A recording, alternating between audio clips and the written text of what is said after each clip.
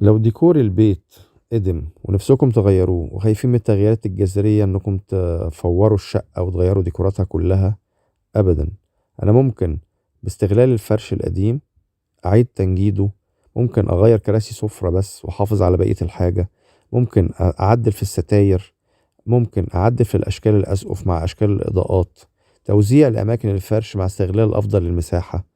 بختار الستايل المناسب للفرش اللي موجود عندي وبأكد عليه من خلال الألوان ومن خلال الإكسسوارات اللي هي أهم عنصر اللي بيديني إحساس بإن أنا غيرت من ديكور البيت.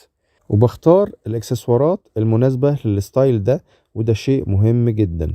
أفضل تصميم هو اللي بيديني إحساس بتغيير كبير مع تعديلات قليلة، وده اللي بيخلينا نحس بالراحة وبالسعادة في بيتنا، وده هدف يوديكور وفكرنا.